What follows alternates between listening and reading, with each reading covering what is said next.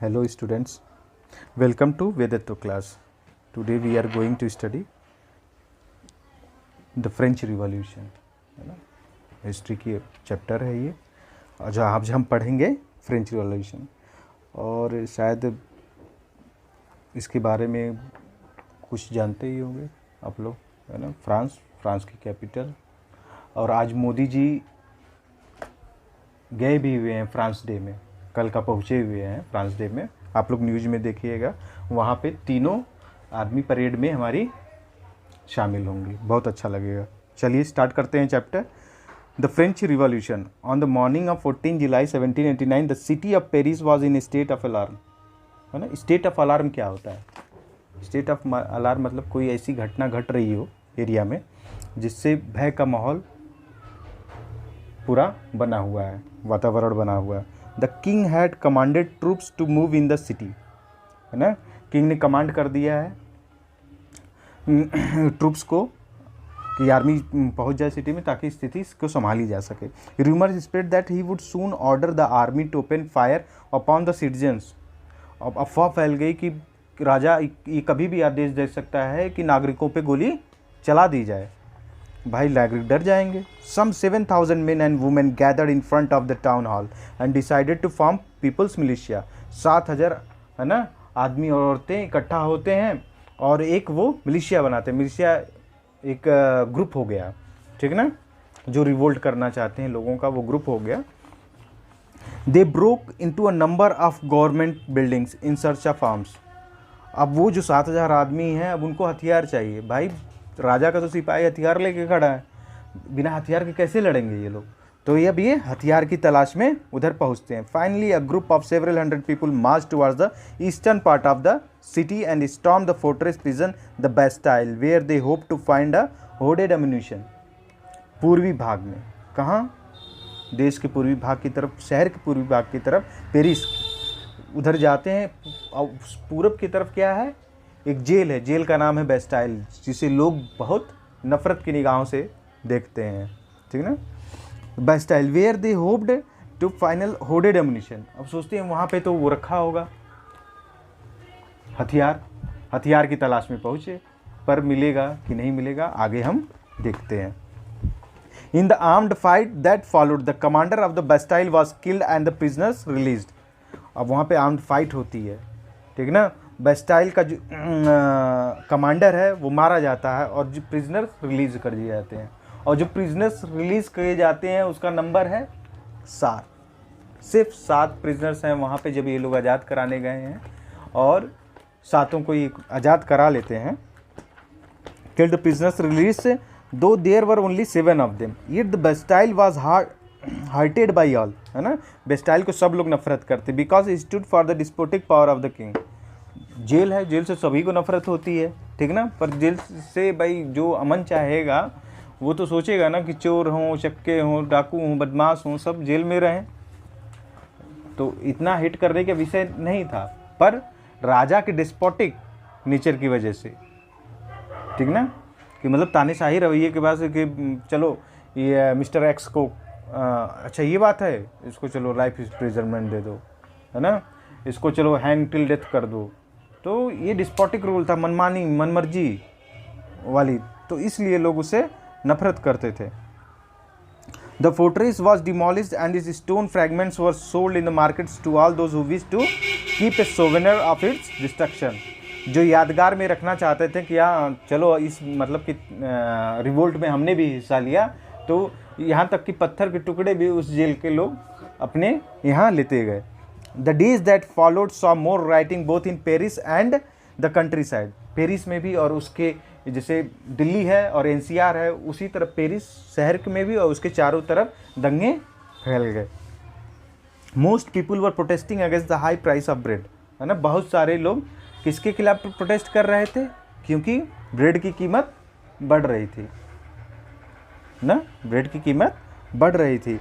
Much later, when historians looked back upon this time, they saw it as the beginning of a chain of events that ultimately led to the execution of the king in France। Speed अगर ज़्यादा हो रही होगी तो बताइएगा ना, हम slow down करेंगे। दो most people at the time did not anticipate this outcome, how and why did this happen, है ना। बहुत से लोग ऐसी घटना की परिकल्पना नहीं कर रहे थे, पर ये कैसे हुआ, है ना, आगे हम देखते हैं। तो फ्रांस के बारे में हम पढ़ रहे हैं। अब आगे की हेडिंग इन्होंने चैप्टर में दे रखी है, French society during the late 18th century. Late 18th century में अब फ्रांस की सोसाइटी कैसी है। इन 1774 हम 1774 में पहुंच चुके हैं। लुइस 16 बॉर्डन फैमिली से हैं और वो राजा बनेंगे। He was 20 years old and married to the Austrian princess Marie Antoinette. 20 साल का है राजकुमार जब वो राजा बनता है। कहाँ का राजा बनता है? फ्रांस का राजा बनता है। उसकी शादी हुई है ऑस्ट्रियन प्रिंसेस मैरी एंटोनिएट से। Upon his accession the new king found an empty treasury. राजा तो बन गया राजकुमार, पर खजाना खाली है। राज्य कैसे चलेगा? चलिए। Upon his accession, the new king found the empty treasury. Long years of war had drained the financial resources of France. France बहुत समय से युद्ध लड़े जा रहा है, कभी इस धरती पे, कभी उस धरती पे, कभी भारत में भी लड़ा, तो ट्रीटी हुई वहाँ, तो भारत खाली करके गया, ठीक ना। जब आगे आप पढ़ेंगे, जब मॉडर्न हिस्ट्री पढ़ेंगे तो उसमें ये सारी चीज़ें पढ़ेंगे कि कैसे ये सब सिस्टम्स इवॉल्व हुए। तो फिर हम देखते हैं कि लॉन्ग ईयर्स वॉज, वो तो युद्ध में भाई पैसे खर्च होने ही होने, कहीं भी युद्ध होगा तो पैसे ज़्यादा खर्च होने हैं, तो इसीलिए हर देश चाहता है कि युद्ध को टाला जाए। Added to this was the cost of maintaining an extravagant court at the immense palace of Versailles. भाई, और राजा की कोर्ट के मेंटेनेंस का खर्चा तो पूछिए मत, वो तो बहुत ज़्यादा था। Under Louis 16 France help the 13 American colonies to gain their independence from the common enemy Britain. और लुइस 16 के अंडर एक काम और हुआ कि दुश्मनी साधने के चक्कर में अंग्रेज़ों से, अमेरिका को आज़ाद कराने के चक्कर में, ठीक ना, फ्रांस ने पैसे खर्च किए, आर्म्स एंड एमुनिशंस में अमेरिका की मदद की। उसमें क्या हुआ, खजाना और खाली हो गया, है ना, द ट्रेजरी और तेज़ी से ड्रेन होने लगी। The war added more than $1 billion livres to a debt that had already risen to more than $2 billion livres, है ना। लाइवर्स वहाँ की करेंसी है। अब जो वार है वो तो कर्जे को बढ़ा दिया। Lenders who give the state credit now began to charge 10% interest on loans. Loan तो है ही, उस पे से 10% का इंटरेस्ट अब चार्ज करने लगे जिन्होंने लोन दे रखा था। So the French government was obliged to spend an increasing percentage of its budget on interest payments alone to meet its regular expenses, such as the cost of maintaining an army, the court, running government offices or universities. The state was forced to increase taxes. अब भाई पैसे आएंगे कैसे सरकार के पास, राजा के पास? राजा का source of income है टैक्स, तो वो अब भाई खर्चे मीट नहीं हो रहे हैं तो टैक्स वाजिब सी बात है, कमाई बढ़ानी पड़ेगी। कमाई बढ़ेगी कैसे? कमाई बढ़ेगी कि भाई टैक्स बढ़ा दिया जाए, टैक्स बढ़ा दिया जाए तो कमाई बढ़ जाएगी। चलिए देखते हैं वो बढ़ा हुआ टैक्स क्या काम करता है आगे की फ्रांस की राजनीति में। Yet even this measure would not have sufficed, है ना। ये मेजर भी मतलब कि सफाइज्ड में पूरक नहीं है, इससे कि नहीं कि इनकम बढ़ गई तो अब कितना इनकम बढ़ पाएगी, ये भी देखना पड़ेगा। French society in the 18th century was divided into 3 states. 3 states में divided and only members of the 3rd state paid taxes. केवल 3rd स्टेट के जो मेंबर्स थे वो टैक्स पे करते थे। जैसे यहाँ पे देख सकते हो आप, फर्स्ट पार्ट क्या है, क्लर्गी। फर्स्ट पार्ट क्या है, लेट्स सी, फर्स्ट पार्ट क्या है, क्लर्गी। दूसरा नोबेल्टी, और तीसरा big businessman, member, merchants, court officials, lawyers extra, peasants and artisans, small peasants, landless labour, servants, है ना। ये लोग थे। अब 3rd स्टेट केवल टैक्स दे रहा है ना, बर्डन तो इन पे आ रहा है। मजा कौन ले रहा है? नोबेल्टी ले रही है, क्लर्गी ले रही है। अब आगे देखते हैं। The society of state was part of the feudal system that dated back to the middle ages. भाई वो फ्यूडल सिस्टम कैरी होता हुआ आ रहा है आगे तक, अभी तक। अब तो ये भाई इंतहा हो गई है ना। इंतहा हो गई है शासन की कि भाई हम ही टैक्स देंगे और हमारा ही शोषण होगा, बाकी आधे से ज़्यादा वो जो क्लर्गी है और या फिर नोबेल्टी है वो भाई ऐसे रह रहे हैं। The term old regime is usually use to describe the society and institution of France before 1789। 1789 के पहले का वो जो फ्रांस है ना, वो ओल्ड रिजिम के अंतर्गत है। चलिए, फिगर तो हमने देखा, फ्रेंच सोसाइटी ऑर्गेनाइज। फिर peasants made about 90% of the population, मतलब कि जो पीजेंट है वो 90% है पॉपुलेशन की वहाँ का, फ्रांस की। However only a small number of them own the land they cultivated, और कुछ के पास मालिकाना अधिकार था ज़मीन पे मालिकाना अधिकार कुछ ही के पास था, बाकी सब लैंडलेस लेबरर रहेंगे। यानी कि जो लैंडलेस लेबरर है उसका एक्सप्लॉयटेशन होना ही होना है। About 60% of the land was owned by nobles, यानी कि 60% लैंड किसके थे? नॉबल्स के, चर्च के और other richer members of the third state. The member of the first two states that is the clergy and the nobility enjoy certain privileges by birth, इनको by birth privilege मिला हुआ था clergy को, nobility को। फिर the most important of this was exemption from paying taxes, exemption from paying taxes to the state. The nobles further enjoyed feudal privileges. Nobles को और भी feudal privileges थे. These included feudal dues, which they extracted from the peasants. यानी कि कुछ और भी कर रहे हैं जो वो extract कर रहे हैं किसानों से. Peasants were obliged to render services to the lord. वो obliged थे, जैसे बंधुआ मजदूरी थी ना हमारे यहाँ, बहुत जगह भी थी, हमारे यहाँ क्यों हर जगह थी, तो वो वाला केस आ गया ये। Peasants were obliged to render services to the lord, to work in his house and fields, to serve in the army और पार्टिसिपेट इन बिल्डिंग रोड्स, है ना। सरकार नोबेल्टी को, क्लर्गी को, जिसको जहाँ मन करता था उन वर्कर्स को लगाते थे और काम लेते थे। The church too extracted its share of taxes called tithes, church का अलग टैक्स था from the peasants. And finally all members of the third state had to pay taxes to the state, यानी कि चर्च भी tax लेता था। चलो, तो उसका नाम क्या था? Tithes. You should underline this main headings and main topics.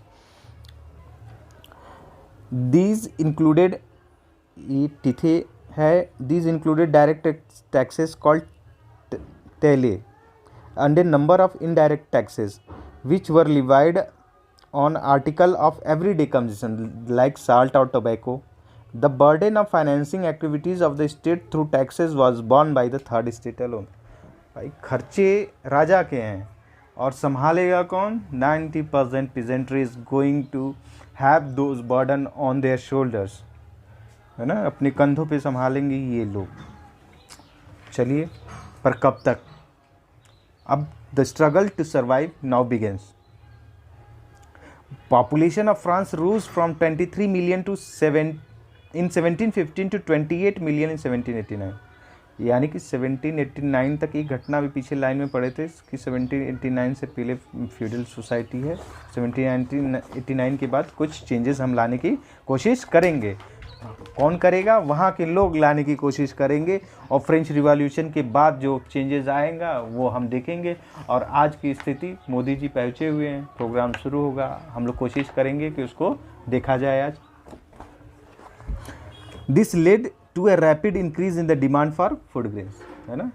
Food grains की डिमांड बढ़ेगी, भाई पॉपुलेशन बढ़ेगी तो वाजिब सी बात है फूड ग्रेन्स की डिमांड बढ़ेगी, भाई रोटी चाहिए ही चाहिए, कैसे जिएगा आदमी।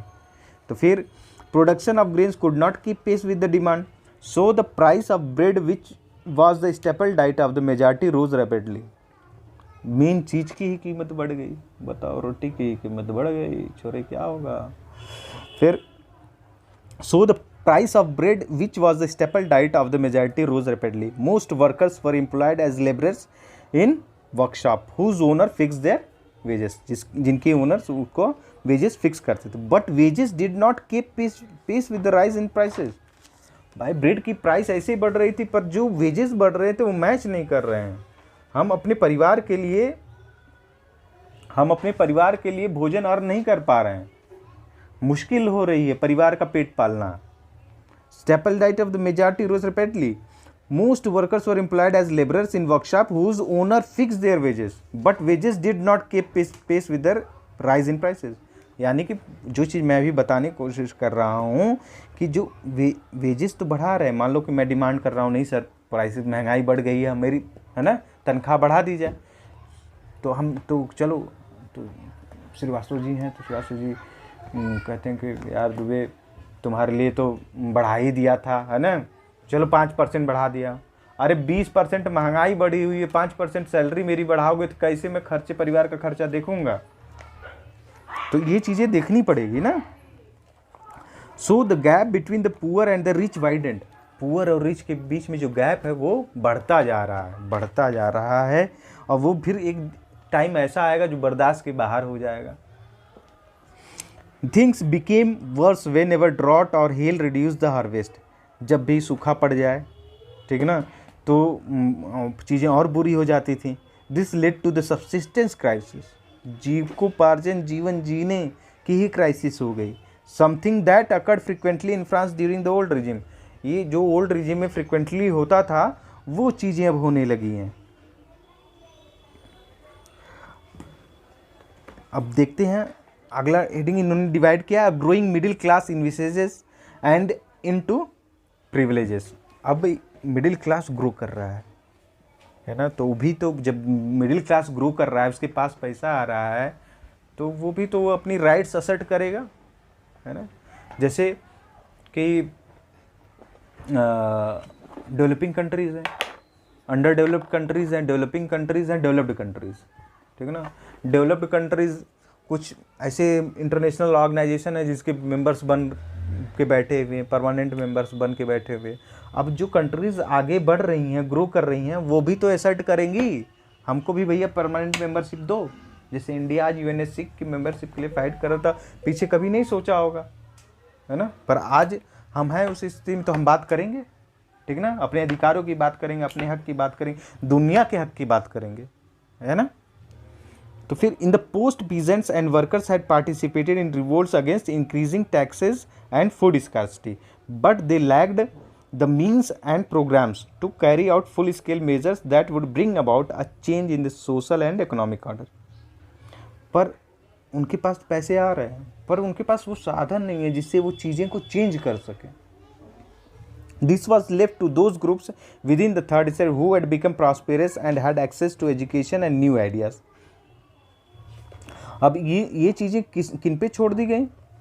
वो जो नए लोग जो जिसके पास पैसे आ रहे हैं, शिक्षित हो रहे हैं, है ना, नए नए आइडियाज़ आ रहे हैं, तो इन सब चीज़ों को ऑर्गेनाइज करना और फुल स्केल मेजर्स पे किसी चीज़ को, या मान लो किसी रिवोल्ट को कैरी ऑन करना, किसी आइडिया को कैरी ऑन करना, वो वेल प्लान थॉट होना चाहिए जिसे हम आगे बढ़ा सकें, ठीक ना। जब चीज़ें वर्कआउट करनी हो, बड़ी चीज़ वर्कआउट करने, we should move patiently and in a planned manner. The 18th century witnessed the emergence of social groups।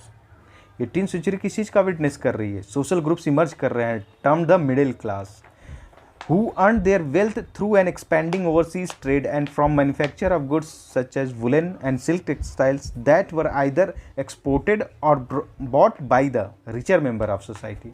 अब ट्रेड में भी हिस्सा लेने लगे, ट्रेड से पैसे कमा रहे हैं, है ना, फिर कुछ उसमें मर्चेंट बन रहे हैं, कुछ मैन्युफैक्चरर बन रहे हैं, तो वो अब पैसे कमा रहे हैं, उनके पास पैसे आ रहे हैं, तो एक सर्टेन क्लास विल ग्रो, है ना, certain class will become prosperous in France from that third state. All of these were educated and believe that no group in society should be privileged by birth. अब ये सोचते हैं कोई जन्म से नहीं प्रिविलेज होना चाहिए, ठीक ना। ड्राइदर a person social position must depend on his merit. एक आदमी की जो सोशल पोजीशन है वो किस पे होनी चाहिए? मेरिट पे। These ideas envisaging a society based on freedom and equal laws and opportunities for all were put forward by philosophers such as John Locke and Jean-Jacques Rousseau in his two treatises of government. Locke is sought to refute the doctrine of the divine and the absolute right of the monarch। पहले की कहावत थी कि जो राजा है उसके पास divine right है, ठीक ना, भगवान ने उसको आदेश दिया है, वही रूल करेगा। और उसकी सारी बातें भगवान की तरह मानी जानी चाहिए, चर्च की तरह मानी जानी चाहिए। बट लोग समझदार होते गए, है ना। ये जो नए नए फिलोसफर्स आए, उनके आइडियाज़ आए, वो आइडियाज़ यूरोप में स्प्रेड हुए, लोगों को इनलाइटन किया उस आइडियाज़ ने, है ना, जागरूक किया। तो वो फिर बाद अपने हक की बातें करेंगे। जब वो मजबूत स्थिति में आएंगे तो चीज़ें और बदलेंगी। Rousseau carried the idea forward. Rousseau अपने आइडियाज़ को फॉरवर्ड लेके जाते हैं, proposing a form of government based on social contract between people and their representatives. Rousseau ने सोचो तब ये बात कही कि सरकार कौन होनी चाहिए, गवर्नमेंट कौन होनी चाहिए, किंग कौन होना चाहिए, मतलब means at the place of king there should be a government and the government should be formed by the agreement of people and the government. People agreement करें किसी से कि तुम रूल करोगे, है ना, चलो हम मिस्टर एक्स वाई जेड को नियुक्त करते हैं, तुम होम मिनिस्ट्री देखना, तुम डिफेंस मिनिस्ट्री देखना, तुम ये, है ना। तो ऐसे वो सरकार चलाने की बात करता है, जो आज हम फ्यूचर में आज डेमोक्रेसी को देख रहे हैं। In the spirit of laws, Montesquieu proposed the division of power. Montesquieu propose करते हैं division of power within the government between the legislative, the executive and the judiciary. 3 part में डिवाइड कर देंगे। This model of government was put into force in the USA. USA जब आज़ाद हुआ, 13 colonies आज़ाद हुई, ठीक है ना, तो वहाँ पे ये वाला फॉर्मेट अपनाया गया। After the 13 colonies declare there independence from Britain, the American constitution and its guarantee of individual rights was an important example for political thinkers in France. The American Constitution and its guarantee individual rights, मतलब जो bill of rights है America की, भाई उसको भी तो लोग देख रहे हैं, यूरोप में उस चीज़ को भी फॉलो कर रहे हैं। अमेरिका आज़ाद हो गया, कितना बढ़िया गवर्नमेंट बना लिया है, फिर बिल ऑफ राइट्स आ गई, लोगों के अधिकार की बात हो रही है। तो ये सारी चीज़ें तो देखनी ही देखनी है। The ideas of these philosophers were discussed intensively in saloons and coffee houses and spread among people through books and newspapers. Books और newspapers के थ्रू फैल रहा है ये आइडियाज़ लोगों में। There was frequently read aloud in groups for the